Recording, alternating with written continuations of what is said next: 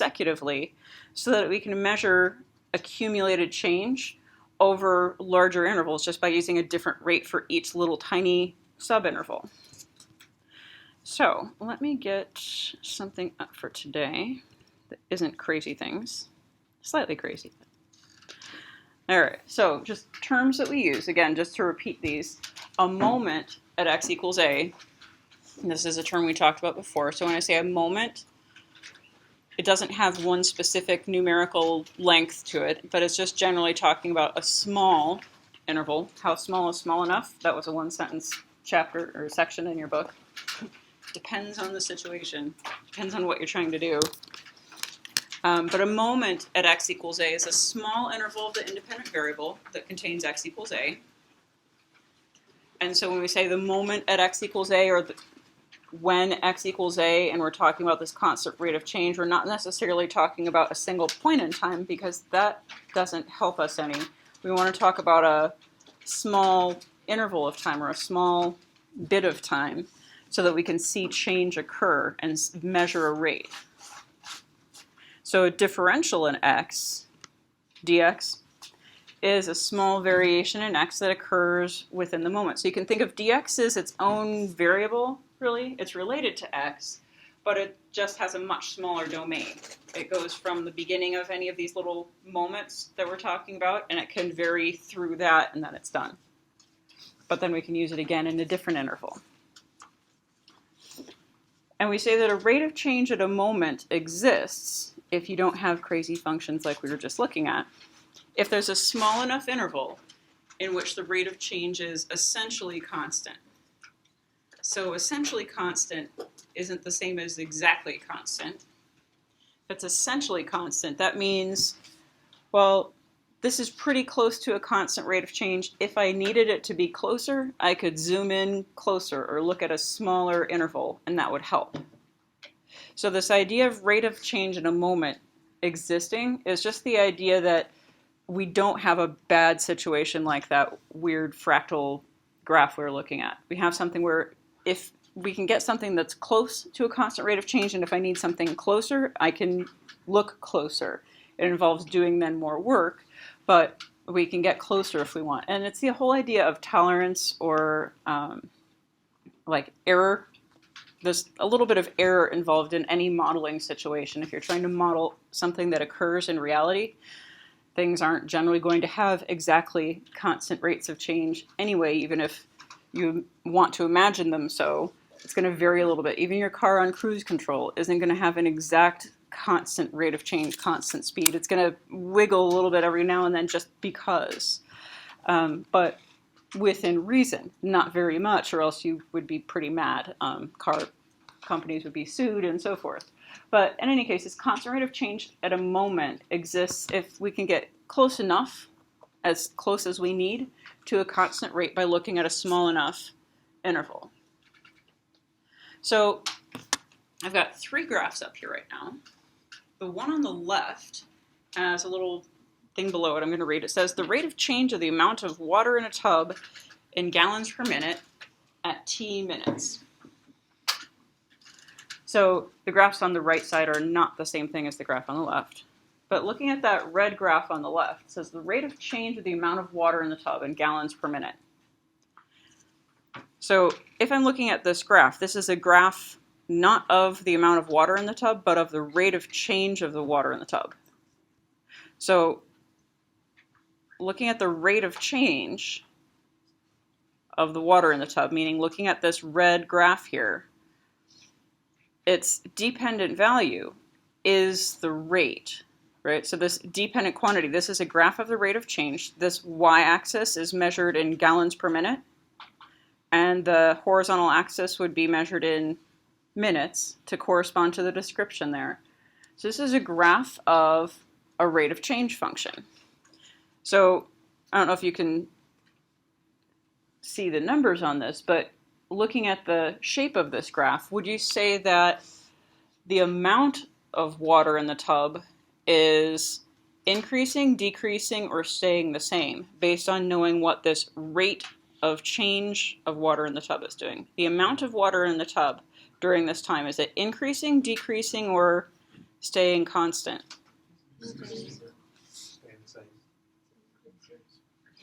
Yeah, I've heard all. I've heard increasing and staying the same. Nobody said decreasing, so that's good. Now, this red graph here, the number that it passes through on the y-axis and then goes straight across from there is about 1.5.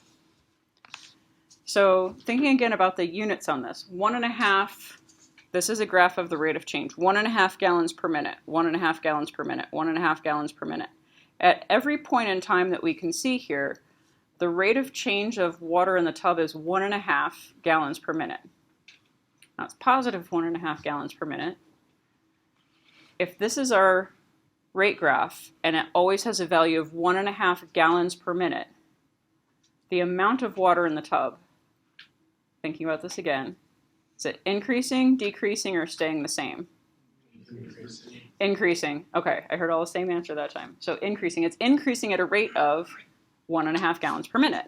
So these two graphs on the right each show, if you were to look at the scales up close, they each show a rate of change that's a positive 1.5 y's per x. So either of these could represent something about water in this tub. Now, they aren't the same graph, but both of them show increases at a rate of 1.5 gallons per minute. Let me get my little pen thing working. We'll see if it's going to play along today. So what I mean by that is,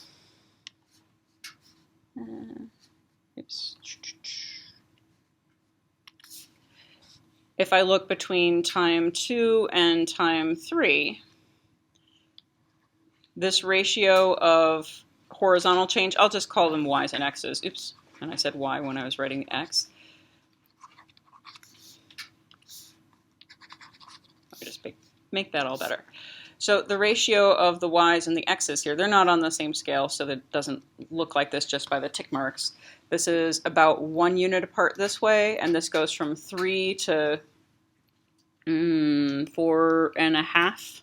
So if I were to label these points, this is 2, 3, and this is 3, 4.5. So the ratio of the changes is 1.5 to 1. Of that m value, the rate of change is 1.5.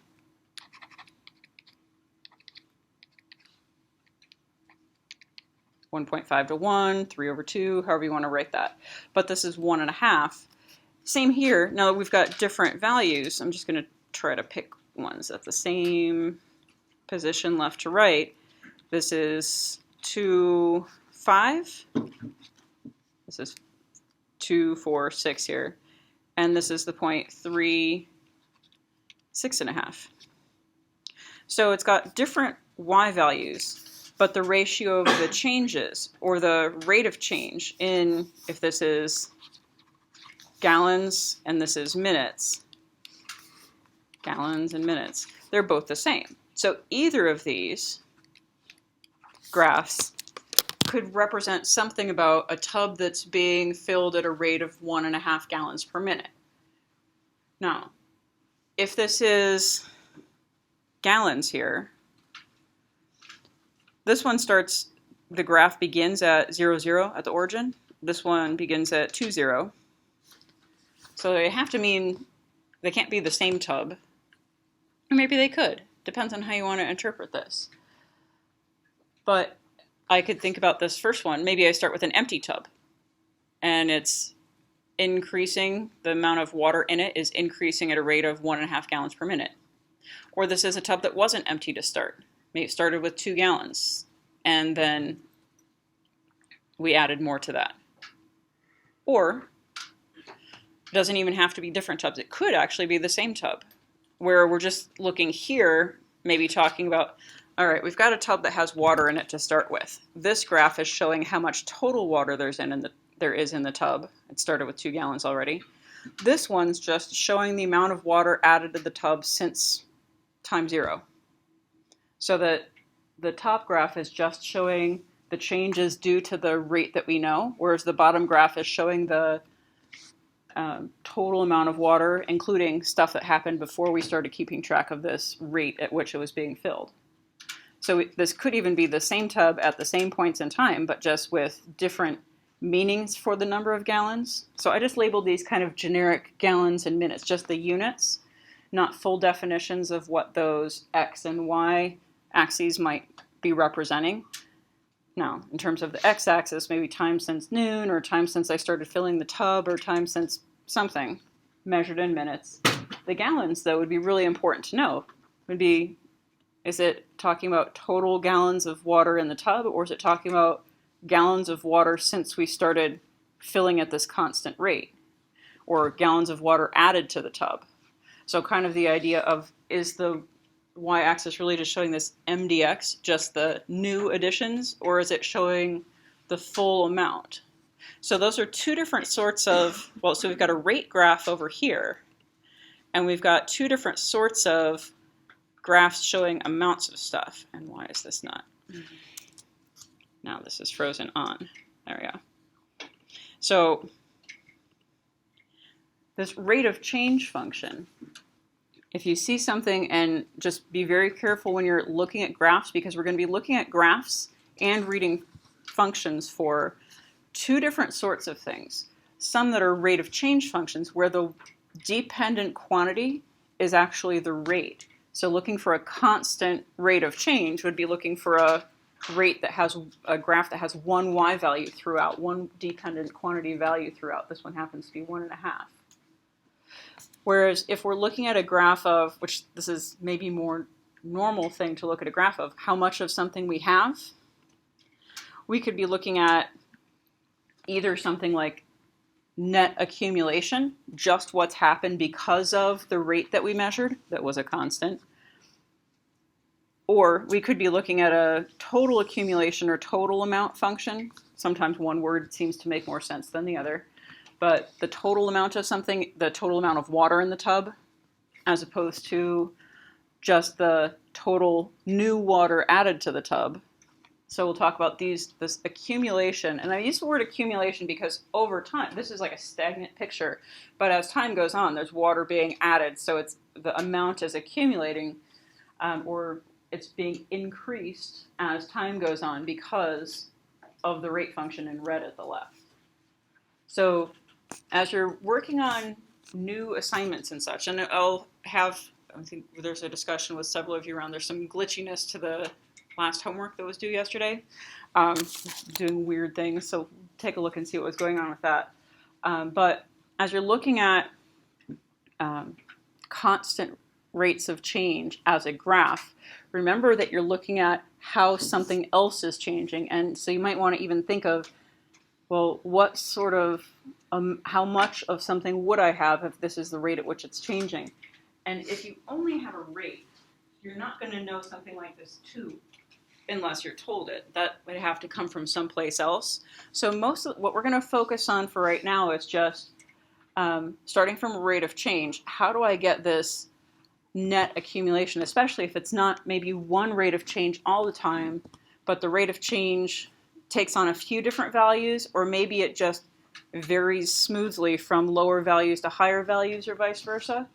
So how would I imagine what accumulates or disappears, deaccumulates because of that rate? So suppose that this R sub V here is the rate of change of the volume of oil. So using this notation, I'm just picking letters that sound like, that are like representative of the words we're using. So talking about how an amount of oil changes over time. So the rate of change of the volume of oil, R sub V. Suppose that's the graph of the relationship as time is measured in days across the bottom, and the vertical axis here is cubic meters per day. So we're talking about an oil spill, and thinking about this here, this is like the tub graph. I did it in red again so it matches. But this is like the tub graph on the left. This is a rate. Now this is all positive rates, but they're high number positive rates, and there are low number positive rates of change of the volume of oil that's being spilled. So if I try to describe what happened during this oil spill, which this shows the first 2.5 days, this is 0.5, 1, 1.5, 2, 2.5 is at the edge here. When during this oil spill was the oil spilling fastest? At the beginning, middle, or end? Beginning, right? Spilling fastest. At the beginning here, maybe around 28 cubic meters per day. But it didn't spill at that rate for a whole day. By the time half a day had gone by, luckily, the oil spill had been slowed to maybe around 15 cubic meters per day. And it was slowing all the time. Kind of in the middle here, the oil spilling at its slowest rate looks like about 2 or 3 maybe cubic meters per day after between a day and a half into the oil spill. But whatever fixes they applied started to give way, and that rate of spillage increased again. So we have something where it's spilling quickly, and then it slowed down but didn't stop, and then spilling a little bit more quickly again. So just in terms of what this graph is showing, this isn't showing an amount of oil decreasing. That wouldn't really make any sense. This is the rate at which the oil is spilling. It was leaking quickly at first, then it slowed down the leak, but it was still leaking, and then it started increasing in leak speed again by the end. So if you wanted to try to picture a function for the volume of oil that had been spilled, this is one where there probably wouldn't be two different graphs, like how much did it start with? Well, if it was the beginning of the oil spill, then it started at 0 cubic meters of oil had been spilled. But if I want to try to imagine, like as a second graph, I'm going to put it right here, what that volume of leaked oil would look like, well, it'd have to be something that starts at 0. And I know at the beginning, it's leaking quickly. And it's leaking the whole time. So my volume graph is going to be increasing all the time, just increasing at different rates, right, based on this. And this is a smooth transition of rates, so just kind of like thinking about driving down the highway, there's no slamming on the brakes that happens here. It's just slowing down and then speeding up, but still going forward the whole time. Same thing, but volume of oil. All right, well, I've got a lot of oil spilling rapidly at first. And it's still spilling, but slower in the middle. So maybe imagine like a graph that increases quickly and then more slowly, starts to taper off, but then starts increasing again. So something like this, and this is actually, there is a formula that goes with this red curve here. This is actually an exact accumulation due to that rate, this blue curve over on the right. But if you could, thinking carefully about the meaning of the graph on the left, I hope you can see that that makes sense. Not that I'm going to ask you to recreate it immediately like that, but this is what we're working toward up between now and your test, which is not next week, but the following week, Thursday. So between now and then we'll have, let's see, today, tomorrow, next week 2 lectures, and then Tuesday, lecture the last before your test. But kind of putting together, not to sketch these with accuracy, but to be able to describe what happens and decipher between what does and doesn't make sense as a relationship. But we'll also be able to write expressions that do this computation to make a curve, if I were able to do it. But it's computers that do this sort of thing. So I just want you to understand how that's put together or how that's formed. So given a rate function. So let's think about, same graph, r sub v of 0.7. If I say that r sub v of 0.7 equals 9.68, keeping in mind the units in question here, what's the meaning of the 0.7? 0.7 is what sort of thing? Yeah, that's the time. Time here was measured in days. So it'd be at 0.7 days into the oil leak. So here on the graph, it says the rate is 9.68. So the rate at which the oil's spilling, 7/10 of a day into the oil spill, is 9.68 cubic meters per day. So that, thinking about this, I can say, oh, well, on this graph, there's a correspondence point for that right here. Just a little bit below 10, a little bit, kind of partway between 0.5 and 1 on the x-axis. So that's a rate that we associate with one particular spot on the graph, but using a rate for no amount of time passage doesn't actually make any sense. We have to use it for a little bit of time. But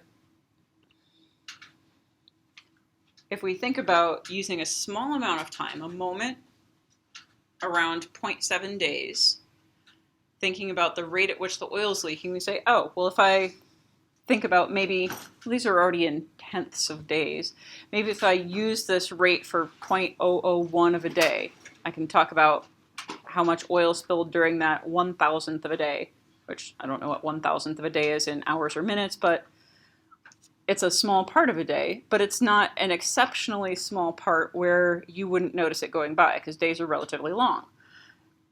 But over 1,000th of a unit in this graph, the height of my rate function isn't going to have a chance to change too much, although I know it's going down just from looking at this big picture wise. So thinking about zooming in here, this is like zooming into this. So here's my graph going down. This is 0.7 days. It's a little blurry, zoom in so close. So the place where this blue line crosses the red rate curve is at where that coordinate point's located. And I can see that, well, from left to right in this graph, the rate function over this moment here, which goes from 0.696 days to 0.703 days. So this is 6,000ths of a day shown here. Whatever 6,000ths of a day might be in some more recognizable time units, don't know. But certainly from left to right in 6,000ths of a day, this R sub V, this rate graph, isn't constant. Because we know constant rates look like horizontal lines when we have a rate graph. A rate graph that has a constant value would be exactly horizontal, like the blue line is. So this isn't that.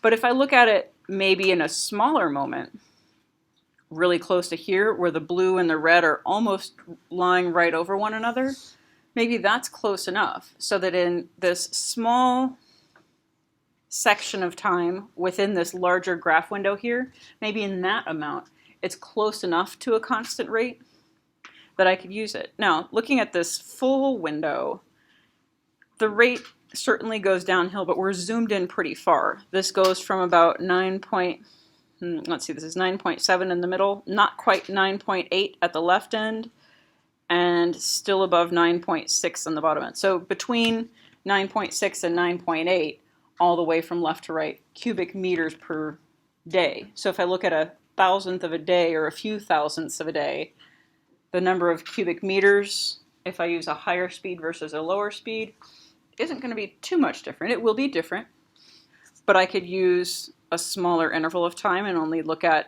like maybe 1,000th or 1/10,000th of a day at this constant rate of 9.68 cubic meters per day. So we can imagine, though, even though it's not super close, it's fairly close to horizontal. It's definitely not going all over the place or has a corner and increases and decreases. It's just relatively close to horizontal. I could imagine zooming in and making this closer to horizontal, unlike that fractal picture that we had where zooming in made it look just kind of the same, more bubbly again. So looking at this, it's fairly close to a constant rate, relatively speaking, meaning if I pick an interval of time around time 0.7, I should be able to use one number as a rate and say something about how the volume of oil spilled changed. dy equals mdx.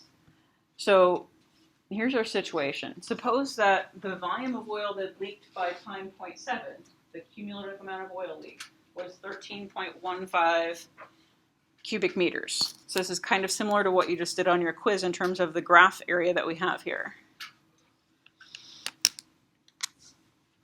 If I assume that the rate of change of oil in this moment containing 0.7 is approximately 9.68 cubic meters per day. Here's my Y initial, 13.15 cubic meters. I want to know in a couple of intervals, so going up through time 0.7013 or time 0.702 days, so going a little bit into the future, what would be the amount of time that's passing, this dx? What would be the extra amount of oil accumulated, dy, well, dv. And then we could actually, because we have this y initial value, we could even find y final. We could find v of 0.70 whatever's, 0.7013 and 0.702. So take a minute, see if you can sketch what's going on here. Just think about the sketch that we did on the quiz, only, well, this one is increasing, not decreasing.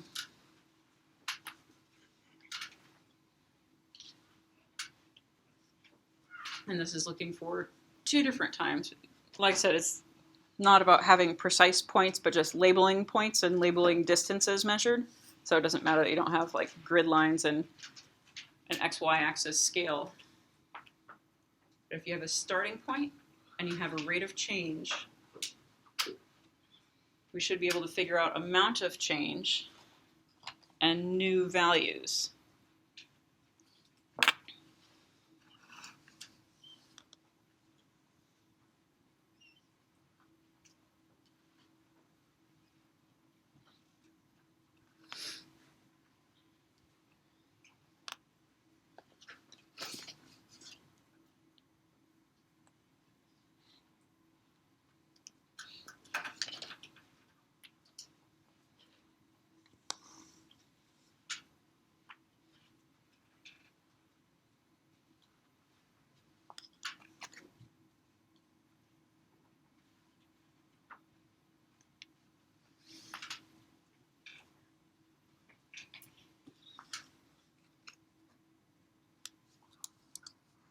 This guy started again.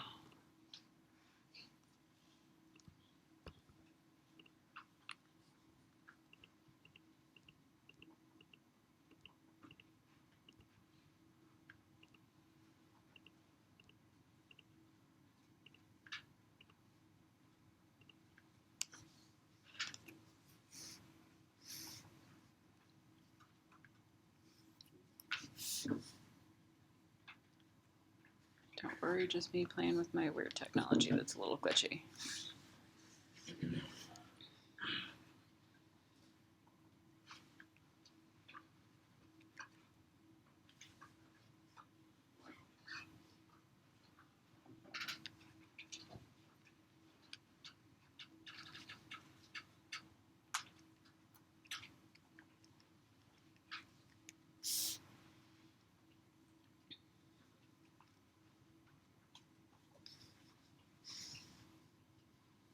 All right, so if this is our starting point, at 0.7 days into the oil spill, 13.15 cubic meters had been spilled. If I want to think about V of 0.7013, 0.7013 would be about there, left to right wise. So a little bit over this direction. The change in the amount of time, or the amount of time that we allow to pass, is just a small amount of this overall window. This is on the same scale as the one on the left. So this dx would be the difference between 0.7 and 0.7013. So 0.0013, right? For the first. Adding 0.0013, is that the right number of zeros? Yeah, 0.0013 onto 0.7 gives us 0.7013. So small amount of time that's gone by, 13 10,000ths of a day. If I want to know how much more oil has been spilled, I'm using this one rate. Now, between 0.7 and 0.70013, the rate actually decreases a little bit from this number that we're going to be using, but it's not a whole lot. So that's why we're only using it for a little while. We know our answer isn't going to be exact, but we also know it's going to be an overestimate, which is a good thing to know. And probably better to overestimate how much oil is going to spill than to underestimate. But if I use this rate, 9.68 cubic meters per day, then I can find the change in the volume by using MDX, 0.0013 times 9.68. And I don't know what that is off the top of my head, but that's okay. I'll just say it looks like this. But it's going to be 9.68 times dx. So 9.68 times 0.0013. And then we'd have our new value of our volume that had spilled by taking 13.15 and adding the amount of change during that small interval. So we had a starting x value, starting y value, starting amount of time, and starting amount of oil. And then we let a small amount of time go by, 0.0013 of a day, and during that time we estimated, pretty close estimate, how much oil would spill because of the rate that it was spilling at the beginning of that interval. So we do this computation here, and I don't know what that'd come out to, but about 1/100th of a cubic meter, 0.01 something, extra. So that would mean this would be up to 13.16 or 13.17 or so. Total, well, probably closer to 13.16 like I drew it. Anyone have a number for, just off if you did this computation out of curiosity, 9.68 times 0.0013?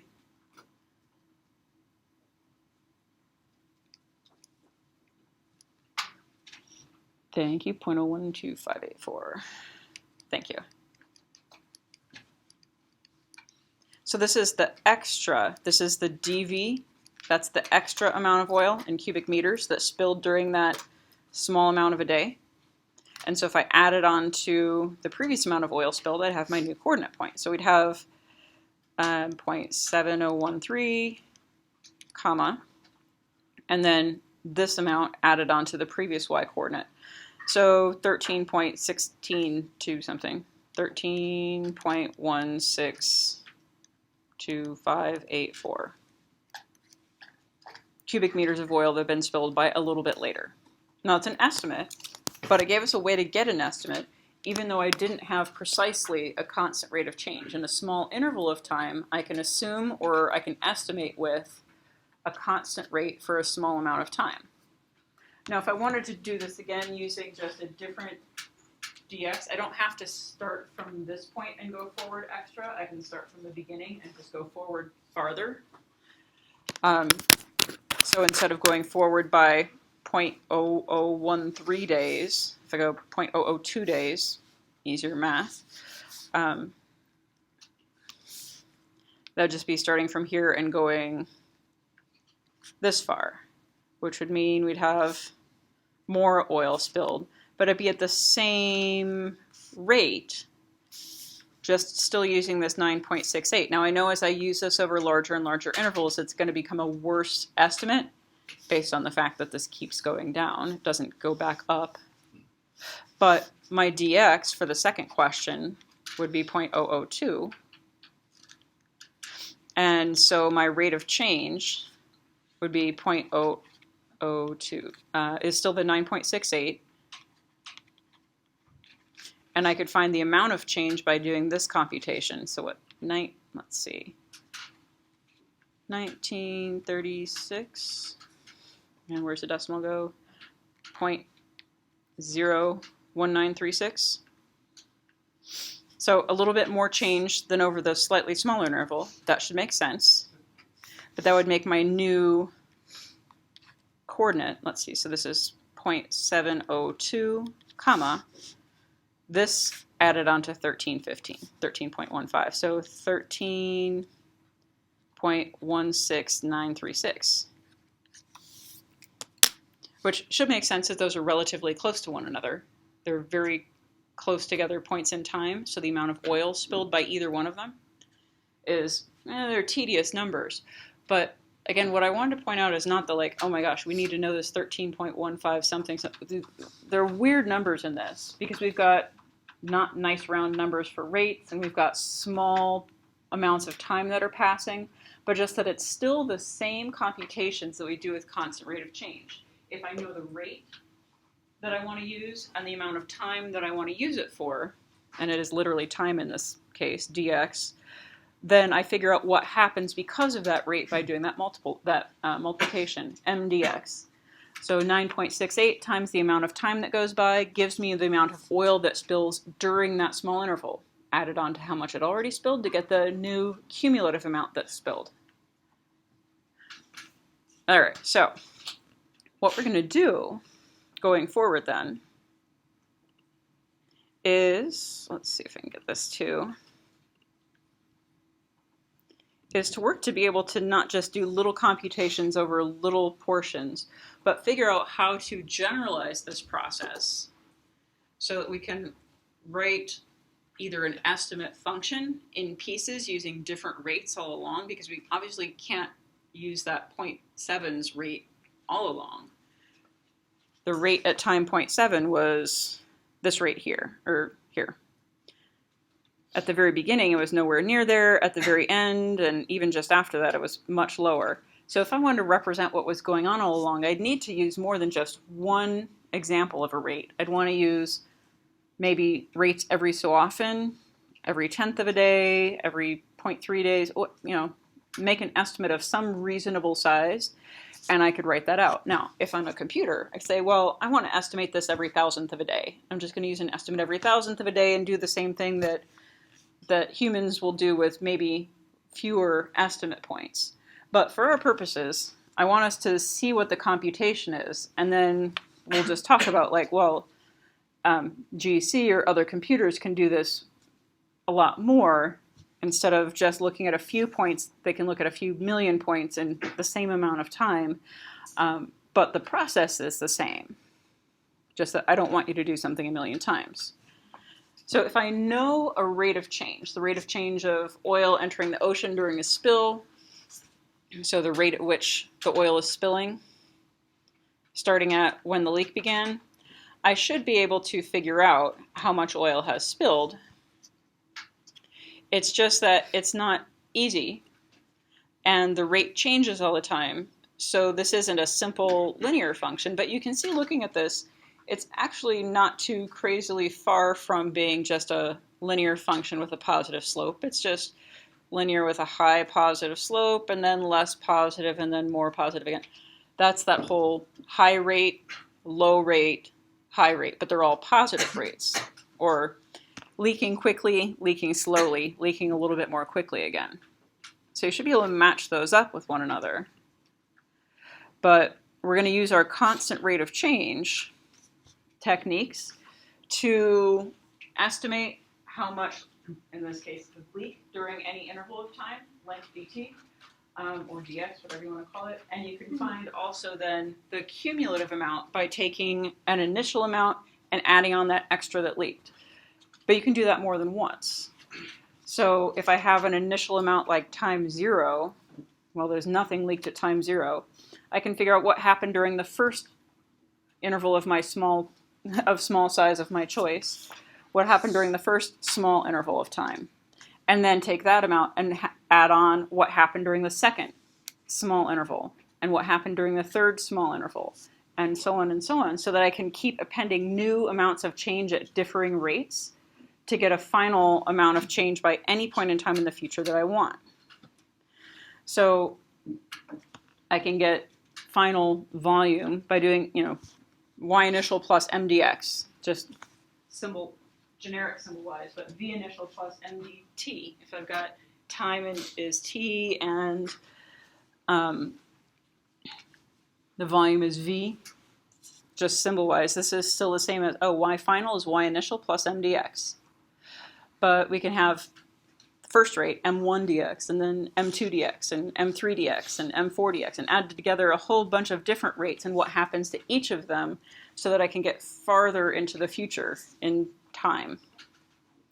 So move this back up here. If we're given a constant rate, we can get a little bit of accumulation by using that rate for a small amount of time. And we're just going to do this over and over again, and that's how we're going to make progress. So next time, on Thursday, I'm going to have a kind of worksheet for us to write on because it's a little bit messy. We're going to write some piecewise functions, everybody's favorite, so we can talk about what happens during each of the different intervals separately. All right, I will see you Thursday.